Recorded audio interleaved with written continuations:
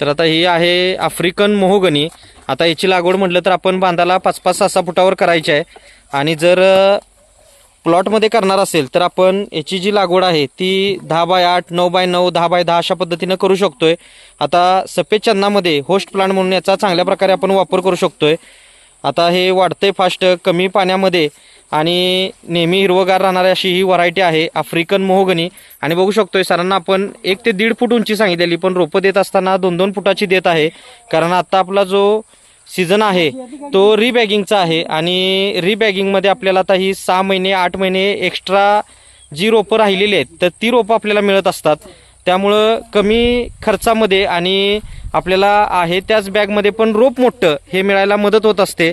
आता डॉक्टर साहेब आपल्या बरेच गेले वर्ष 1.5 वर्ष झालं कॉन्टॅक्टमध्ये आहेत आणि त्यांनी आज रोजी आपल्याकडनं आता गाडी पुढं येतच होती, तर गाडी येत आहे म्हटल्यावर लगेच बुकिंग केलेलं आहे आणि लगेच आपण गाडी भरण्याचं नियोजन घेतलेलं आहे। म्हणजे आजच बुकिंग, आजच लोडिंग, उद्या अनलोडिंग होणार आहे तिथं मित्रांनो। आणि बघू शकतो की कशा पद्धतीनं हे सिस्टमॅटिक काम आहे, कारण नर्सरी जी आपली आहे ती कोल्हापूर जिल्ह्यातील शहादा तालुक्यात मलकापूर या गावी 35 एकरात नर्सरी आहे। शासन मान्यता आहे, खात्रीशीर रोपांबरोबर फ्री सल्ला मार्गदर्शन देणारी महाराष्ट्रातली सर्वात जुनी सर्वात मोठी नर्सरी आहे आणि सर्व प्रकारची फळझाडं, फुलझाडं, शोची, जंगली, आयुर्वेदिक, मसाल्याची इत्यादी सर्व प्रकारची खात्रीशीर कलमं मिळतात।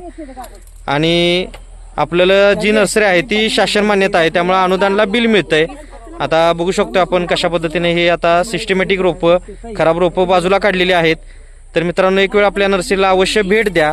येणं शक्य नसेल तर ऑनलाईन तुम्ही असं बुकिंग करू शकताय, कारण डॉक्टर साहेब असतील किंवा आपले पोहंडूलचे जे शेतकरी आहेत थोपटे म्हणून ते असतील तर हे आपल्या नर्सरीवर आलेले नाहीत, त्यांनी न बघता बुकिंग केलेलं आहे आणि अशा पद्धतीनं हे लोडिंगचं नियोजन घेतलेलं आहे। तर मित्रांनो आता जास्त वेळ न घालवता आपण थांबणार आहोत या व्हिडिओमध्ये, इथंच भेटू नेक्स्ट व्हिडिओमध्ये। धन्यवाद, आपला दिवस शुभ असो।